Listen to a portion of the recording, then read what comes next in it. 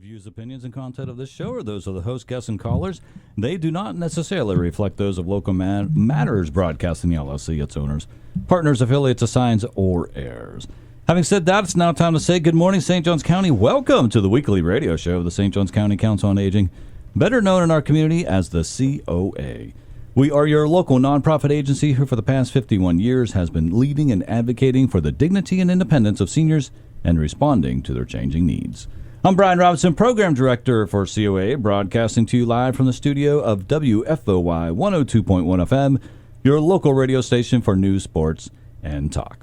Before we get into our show, let me remind everyone that if you have a question, a comment, or a suggestion for a radio show topic, you can send your email to radio@coasjc.org. Again, that's radio@coasjc.org. Or if you'd like a free bumper sticker that says, I love St. Johns County Council on Aging's weekly radio show host, Brian Robinson, you can also send that request to radio@coasjc.org, radio@coasjc.org, and that is a long phrase on a bumper sticker. You literally have to be about 6 inches away to be able to read it, but that is why it is free. So send that request to radio@coasjc.org, and I do hope you know that I am messing with you. So, no such bumper sticker exists. So, but you can email.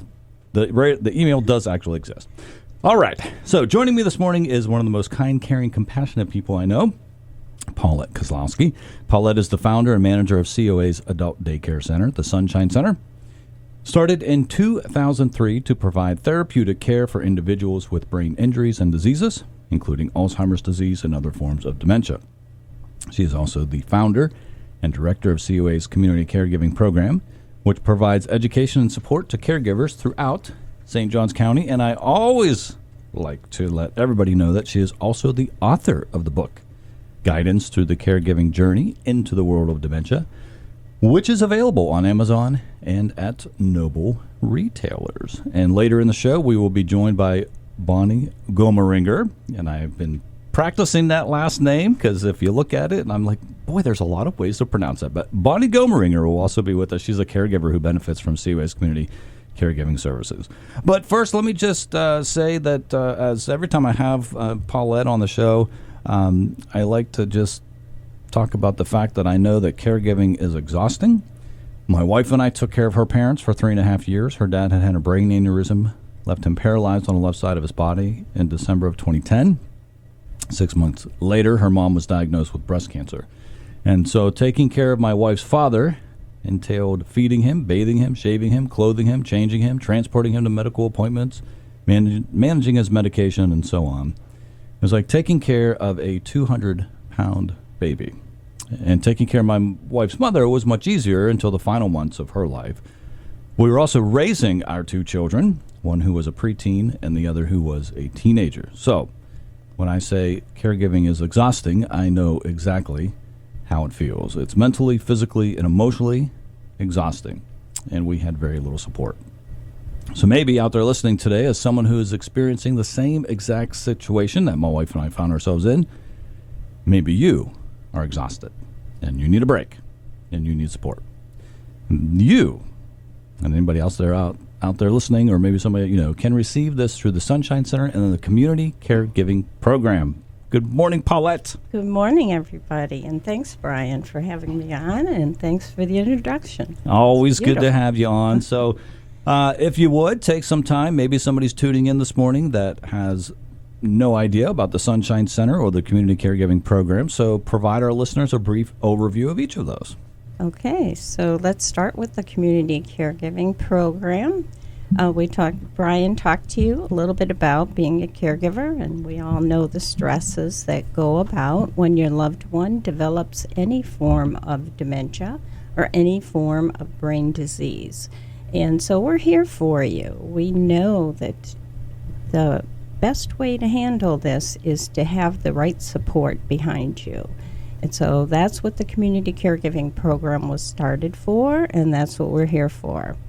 So anyone experiencing the changes that their loved one is going through any form of dementia, please give us a call. We want you to know you're not alone. We're here for you.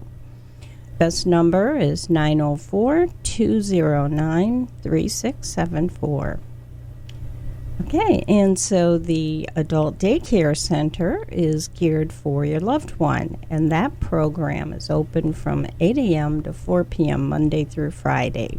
It's at 180 Marine Street in our Coastal Community Center building. And we gear it for any stages of dementia. And so it's a lifelong learning program. So people in early stages feel they are coming for a reason. There's a lot to learn and a lot of activities to do.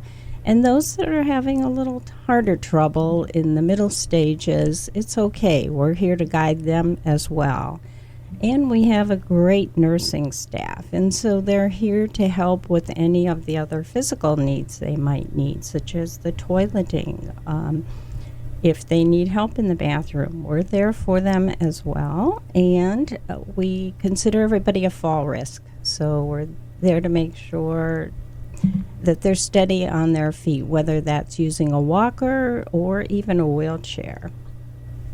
And I've been with COA now for 3 years, and I absolutely love coming into the Sunshine Center. I love seeing the staff, interacting with the people. And you mentioned the fact that they're doing a program with them, right? Yes. So we're not just sitting them in front of a television or just sitting them off in a corner and not tending to them. Like, they're doing something every hour during their time that they're there. It also includes lunch that they get. I'm sure you also give some snacks throughout the day. A morning and afternoon snack. Yeah, and one of my favorite rooms in Sunshine Center is the siesta room, which has all these wonderful recliners.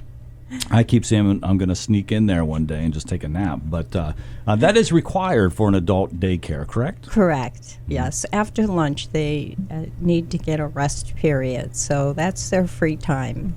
We have the siesta room, and for those that aren't nappers, that's okay. We will put a video on in the other room for them, a movie, dinner and a movie, we call it, so that they can relax. And they also have the choice of staying in the dining room and socializing, so a little bit of everything. Yeah, and then right outside we have a nice, beautiful deck that we just got completed not too long ago. It's a little bit too hot out this time of year to be out there, but I'm sure once the cooler weather comes around that you'll be able to take them out there to enjoy that again. Yes, absolutely, and it'll actually be covered before long, too, with all the renovations going on, so a lot of things happening. But hour by hour, we do a different activity in the Sunshine Center. It's well-structured, so they'll get music therapy and group games and art and craft and a little bit of everything, cognitive STEM. A variety of different things for the programming.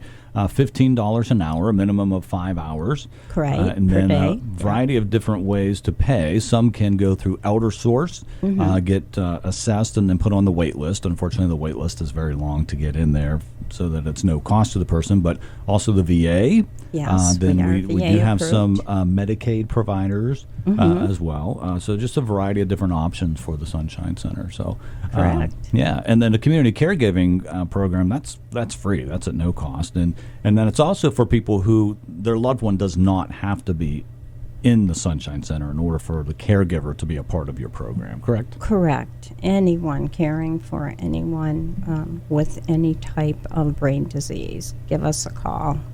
Fantastic. All right. Well, I got more questions for you coming up, but Sure. we're going to go ahead. We're going to take our first commercial break, and so Okay. we'll be right back after these messages with the COA Weekly Radio Show. And welcome back to the Weekly Radio Show, the St. John's County Council on Aging here on WFOI 102.1 FM, your local radio station for news, sports, and talk. I'm Brian Robson, Program Director for COA, and I've been having a conversation with Paulette Kozlowski, who is the founder and manager of COA's Adult Daycare Center, the Sunshine Center. And she is also in charge of our COA's community caregiving program. And so in the first segment, you were telling us about those two programs. Yes. And so what I want to do now is just kind of jump to some questions that are related to what you say in your book. Okay. On page 38 of your book, you discuss the importance of letting go of the past and the way things were before dementia struck. And so I was wondering, what advice do you give caregivers to help them with that journey of letting go?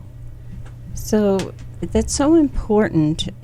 It's only natural when your loved one develops dementia to keep looking back and saying, oh, they were so good at this before. were so educated before, and now they're struggling so much just for simple things. That's natural, but it holds you back to looking at what can they still do now. So it's so important to focus on the here and now, because there's still, even though, yes, they've lost a lot of abilities, most of the time there's so many other abilities you can still work with. And it makes them happier too, because you lose some of that frustration, some of that anger. You learn to be more patient with them when you realize that they're different now, but yet let's work with that. And dementia does not pick and choose who it affects, right? True. So it's a variety True. of people with a variety of backgrounds. Yes. Who, I remember you saying, I'm not sure if he still comes, but at one point you had somebody that came that was a classic pianist, and Yes. even though he had dementia, he could still sit down at the piano and play some amazing pieces, right? Amazing. Yeah. Yes, he played beautifully. Yeah, and so it affects many, many people from many, many backgrounds. I mean, you think of President Ronald Reagan, the last years of his life was dealing with Alzheimer's. So here was an individual who was at one point the president of the United States, Sure. right? And dementia didn't look and say, oh, we're not going to affect you, right? So it affects all kinds of people from a variety of backgrounds. But yes, it is very difficult to let go, right? Yes. And to embrace what you're dealing with now. And, Yes. I think of my father-in-law. I mean, he had a brain aneurysm rupture, and, 1 minute he was who he was, and then the next minute he was a different person, and then he never really fully got back to who he was, right? Exactly. And so that was hard to watch and Sure. experience.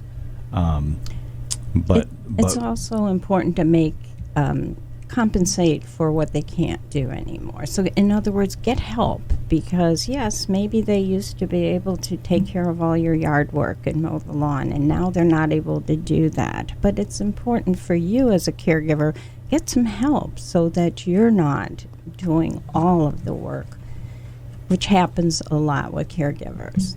You really need the help. Yeah.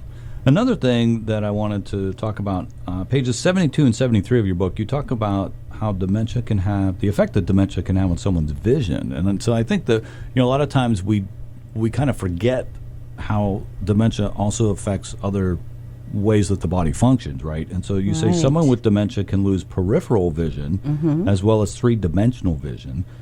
And they can develop what you call mind blindness. So would you take some time to elaborate on this and why it's important for caregivers to know this? Oh, absolutely. So the 3D vision is so important to know, because steps become such a safety hazard for them. When you don't see in 3 dimensions, you can't tell where that step starts and stops. And especially when they're descending a lot of steps, they may step out in midair thinking they're at the bottom, and boom, they fall down and fracture a hip.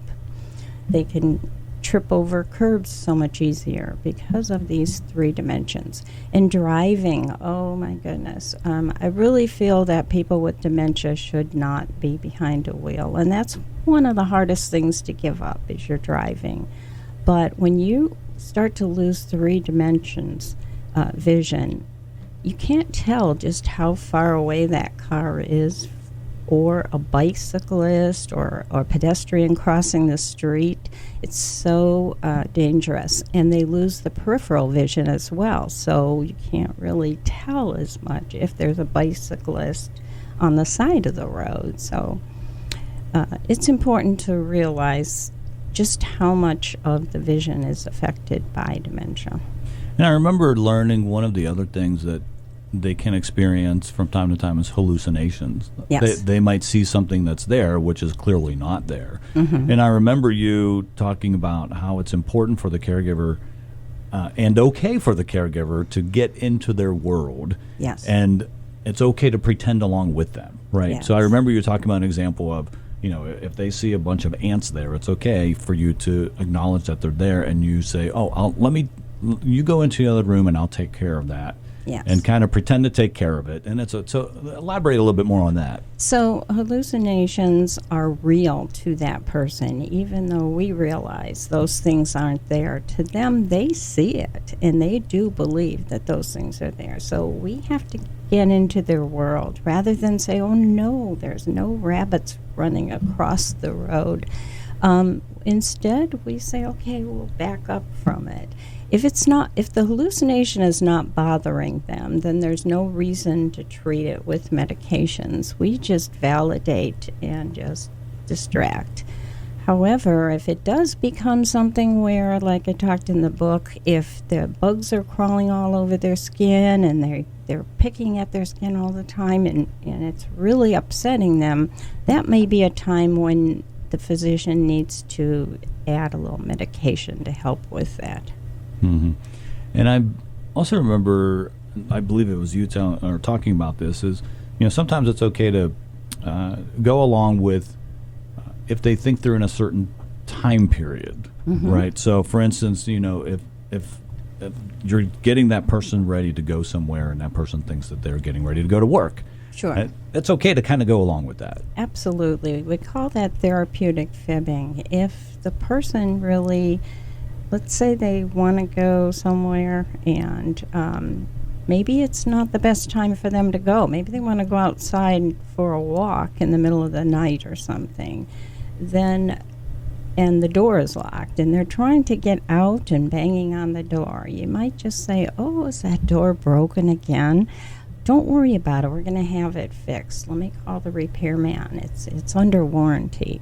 And so things of that nature, and then distract them away from it. So sometimes we just use that therapeutic fibbing to relieve anxiety, not to be deceitful, but to actually therapeutically help them. Yeah, and so describing all these different situations, we can see how it becomes mentally exhausting for the caregiver, right? Because they're constantly kind of going in and out of reality, and the caregiver's trying to go with them and in and out of it with them. So it can be very mentally exhausting as well as physically exhausting. Right. The more you learn about it, though, and the more you learn how to deal with it, it makes it a little bit easier. And I always tell caregivers, once you learn how to do this and you catch yourself, give yourself that aha moment. I did it. You need to feel successful as well. And that's what keeps you from getting depressed. Instead, this becomes a challenge of tackling this disease and making the best of it. Yeah. On page 115, you write about the importance of me time for the caregiver. So why is it vitally important for the caregiver to have some me time? Well, no one's body is made to do a job 24/7 for two people. And that's exactly what happens with a caregiver. So it is so important, both physically and mentally, to take a break, to know that you have someone coming in to take over for you and to give you that time off. So that's really what we stress a lot of when we talk to caregivers after they learn a little bit about the dementia. Yeah, and I think the hard part of that is being able to do the me time, right? So sometimes you can't get away to do that me time. So sometimes the me time might have to be somebody coming into your home to be with your loved one so that you can just go off to another part of the house maybe and just take a nap or watch a favorite show or something like that. So. Yeah. All right, well, that music means it's time for our next commercial break. And when we come back, we'll have caregiver Bonnie Gomeringer to talk to. Okay. Stay tuned. We'll be right back. And welcome back to the weekly radio show, the St. Johns County Council on Aging, here on WFOY 102.1 FM, your local radio station for news, sports, and talk. I'm Brian Robinson, Program Director for COA, joined in the studio this morning by Paulette Kozlowski. And also in the studio is Bonnie Gomeringer. She is a caregiver who benefits from COA's community caregiving services. Good morning, Bonnie. Good morning. Glad to be here. Thank you so much for taking time out of your busy schedule to come on the show and talk to us. So thank you so much for being here. Well, my mom is 89 years old, and about 10 years ago, we really noticed that she was having some issues with. She was actually doing very strange things like believing that my sister had been kidnapped and was in Mexico and was getting ready to provide $10,000 to get her out of Mexico, and just really odd things. So we knew that it was beginning to be time where she needed to be closer to where I was. And I was living in Maryland at the time, so I moved her down, and she was in a house that was very, very close to me. So she wasn't actually living with me, but I was there all the time, and taking her grocery shopping and everything. And over the years, I could really tell that she was beginning to do stranger and stranger things, like hiding all of her medication, and I'd end up having to go over to the house and search and search and search for her medication, and it would be in the craziest places, like in the oven behind the potato chips and things like that. So, my husband and I were living in a very small place, and the writing was on the wall, and I knew that eventually we were going to have a crisis and she was going to end up with me. So we had that in our mind anyways. And about 2 years ago, we came down to St. Augustine just for a visit. Had never been here before, and like so many people, we fell madly in love. And by the time we left, we had decided we were going to move. So that's when it got crazy, because we got back home. We had driven, and we got back home, and my mom lived in a single wide trailer, and I kind of made some noise, like maybe we would like to sell her trailer and perhaps move down here. And my husband sold the trailer right out from underneath us. He made a deal with a real estate agent that we would be out in 3 weeks. So that's when it really, really got crazy, because anytime that you take somebody who has dementia and upset their rhythm, I knew this in a clinical sense because I was a nurse, and I was even at that time working part-time in a assisted living, so I knew what I was up against. I thought I knew. Well, get her down here, and honestly, she had lost her mind, and I had also lost my mind. I was having such trouble with her. She was fiercely independent to begin with. And I have to say that my mom is challenging, to say the least, and she's always been a challenge. So it's never been the sort of situation where I got along with my mom real well to begin with. We had a fairly decent relationship, but she's just difficult. So to add the dementia to the mix, to add dementia to her already difficult personality, and she was very confused and very argumentative. And I did not know how to handle her, even though I thought I should have, being a nurse. I had no clue. So I had a visit from a good friend of mine, and she had stayed with us, and my mom was very confrontational. She fought with me, and she would follow me. If I tried to get away from her, she'd follow me from room to room and holler and scream at me, and I was just a mess. I was shaking. It wasn't good. And my girlfriend, she looked up the Council of Aging, and before she left, she made me promise that I would reach out. So I did. I came here probably about 3 months, came to the Council of Aging about 3 months after I had moved down to St. Augustine, and really almost immediately I could see that I had a friendship with people there. For once I felt like I wasn't alone. Mm-hmm. And I've been really ever since pretty consistently going to every meeting, unless I have something that I can't go. But it's given me tools that, and I'm not perfect by any means. I have the hardest time with, Paulette talks about kind of meeting them in their own world, and that's really good in theory, and I struggle with it. I really, really do. But little by little, I started to learn different ways, and I'm much better now. 1,000 times better than I was. And our relationship is a whole lot better. I've learned how to diffuse a situation, or sometimes it just takes walking away. And I think I never really thought of that before. I always felt like I had to win the argument. And she has extremely short-term memory. I would say she has zero recall, which means if we say something right now and I turn my back, it's completely gone. She doesn't remember it at all.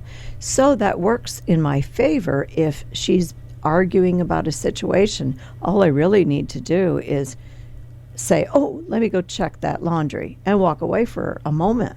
And when I come back, it's gone. So these are things I did not know. I just didn't know how to do it. And when I first met Paulette, and I got her book right away, and I started reading it. I'm telling you, every day I'd sit down with my cup of coffee in the quiet time before my mom got up, and I would read her book. And it really helped a lot. Just gave me some ideas that I didn't know. So, and I think you bring up a good point. You know, sometimes it sounds great in theory, right? But putting it into practice is a little bit more challenging. And then sometimes I think that putting it into practice is really part of trial and error, right? Sometimes it's discovering, okay, the book says this should work, but maybe in your own personal situation, it's not working. So then it's about, you know, kind of recalibrating, so to speak, and saying, okay, well, let's try a different approach to it. Sure. Right. Even a good example of that really is I really wanted to bring my mom to the Sunshine Center. I thought that it would be perfect for her. And she's so argumentative. I did try, and it ended up, it was a mess. And she, of course, you know, back then I was. All right, the music means we've got to take the next commercial break, but hold that thought. We'll continue our conversation right after these messages. And welcome back to the weekly radio show of the St. Johns County Council on Aging here on WFLY 102.1 FM, your local radio station for news, sports, and talk. I'm Brian Robinson, Program Director for COA. Joined in the studio this morning by Paulette Kozlowski, Manager of Sunshine Center, Community Caregiving at St. Johns County Council on Aging, and Bonnie Gomeringer, a caregiver who benefits from COA's Community Caregiving Services. And prior to the commercial break, you were talking about your experience, but during the commercial break, you brought up something that I think a lot of caregivers experience, and that is resentment. Resentment of the situation, resentment towards the person you're caring for. Would you tell our listeners about your experience with that? Okay. Well, you know, I had been a nurse for many, many years, almost 50 years, and I had worked so hard all my life. And, you know, we moved down here to St. Augustine, and my husband felt like he was in paradise, and I felt like I was in hell. And I had a tremendous amount of resentment. I resented the fact that here I was, finally retired, and exhausted, really. I was kind of burnt out. You know, nursing can be like that. And all of a sudden, I was saddled with my mom, and she is, honestly, I was joking about it in the commercial break, she's the worst patient I ever had in my life. And that's honestly and you've the had truth. A lot of patients in 50 I've had years a of lot nursing. of patients, and she really is. And also, I resented the fact that I was the one that was doing it. I have a couple of other siblings, and one, he's about my age, a little younger than me, obviously, and he has health problems. But I have a sister who is about 6.5 years younger, and she flat out told me that she would have no involvement in my mom's care at all, nothing. And the resentment I had towards her was just astounding. I was so angry at the position I was in. So I was struggling with depression is what it was. Depression, resentment, and I was exhausted mentally. And also I wasn't sleeping.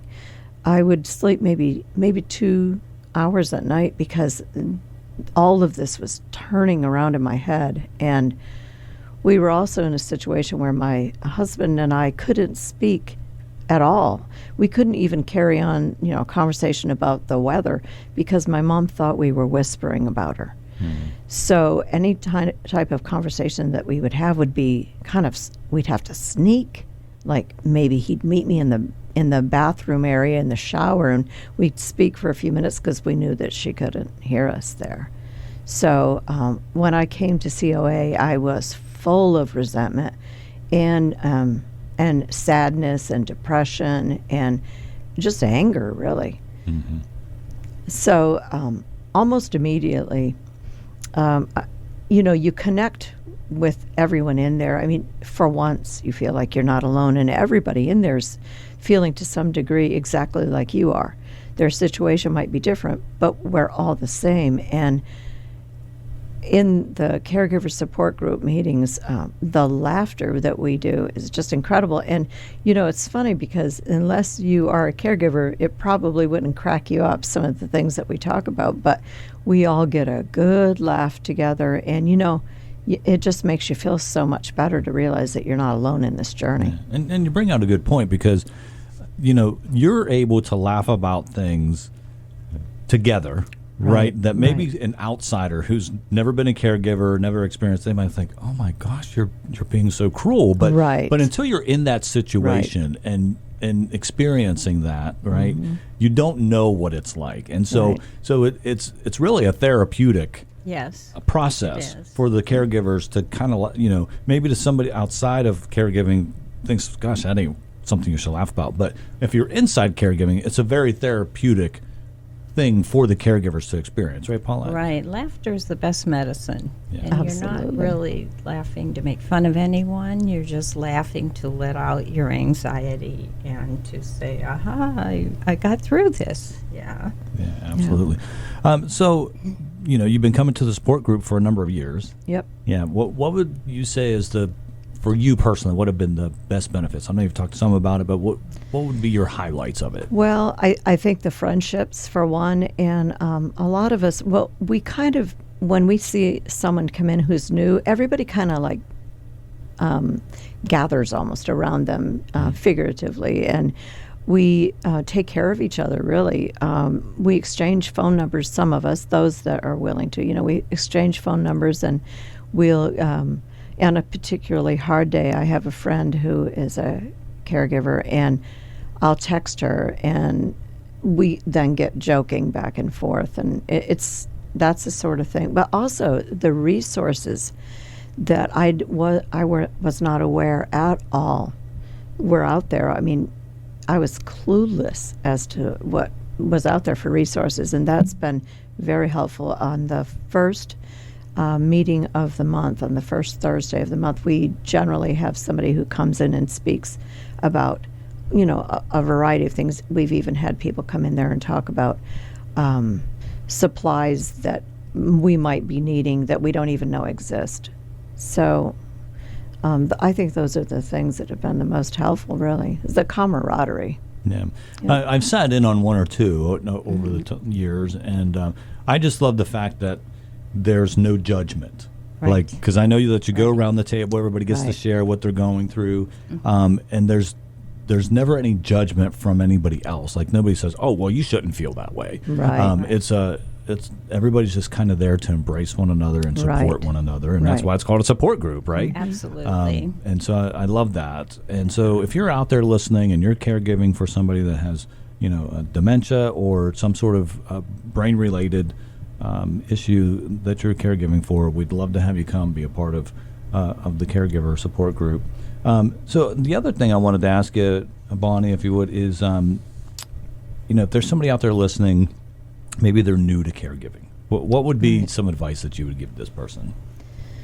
Well, for one thing, I would say to not be so hard on yourself. I had a lot of guilt too. If I lost my patience, and I have a lot of patience, but you're only human, and I would say, as quick as you can, get involved in some sort of a support group, even if it's online. I mean, that's better than nothing. Though I do believe that the in a group is better, but don't be so hard on yourself. And a lot of us, I've heard the term before that we are the elderly taking care of the elderly, and I'm in pretty good shape, but I'm 69. My mom's 89, and it's difficult what we're doing. It's difficult emotionally, and it's difficult physically for a lot of us. Yeah. So and it's different. Like, it's not something that you plan for, right? Right. Like, you're used to your parents taking care of you, and then that role switches, Right. And that's a whole different Right. experience in and of itself, isn't it? it's a lot like my husband says it best. He says, what's going on here is you have a toddler who cannot learn. And that I feel is so true. Just as you have a toddler who will ask you questions over and over and over again, well, it's the same thing. But with a toddler, you can teach them how to maybe tie their shoes and things like that. My mom has lost the ability to be able to tie her shoes or button her shirt. And so they go backward. Yeah. And Right. it's really astounding, really, when you're part of this and you get into this caregiving thing. It's astounding, really. Yeah. Yeah. And Paulette, you mentioned that in your book about the backward progress. Right. They're literally aging in reverse in the mentality and the physical abilities as well. But just as I tell caregivers, just as a newborn is born and they can't do anything, they're completely helpless, then they can't communicate and all of that, at least in an understandable way. Your brain has been trained to accept that, and so you still rejoice when you see a newborn that's so helpless. Well, you can retrain your brain to slowly get adjusted to that aging in reverse with your loved one, and it makes it just a little bit more manageable to understand and not to fight it, but just to go with it. Yeah, and I think you also talk about in your book about enjoying the moments that you can. Yes, Right. absolutely. Yeah, because Take one step at a time, one day at a time. right, Yeah. and just some days are good days and some Right. days are bad days. Yes. Well, you know what? She will forget anything that we do that's fun. And in the beginning, that would bother me. I would think, oh, I just took her, we saw this beautiful sunset, and she doesn't remember it at all. But now I try to realize that in the moment, she really, really loved that sunset. Yes. Yeah. And you Yes. just take it one step at a time like that and try to appreciate any good moments. Mhm. Right. Absolutely. Well, I certainly appreciate you coming on the show to tell your story. That music does mean it's time for our show to end. Paulette, Bonnie, thank you both for being here. Thank you for having Thanks us. For having us. All right, everybody, we'll be here next week. In the studio will be Amy Robinson, Development Manager for COA. Same place, same time, right here on WFOI 102.1 FM.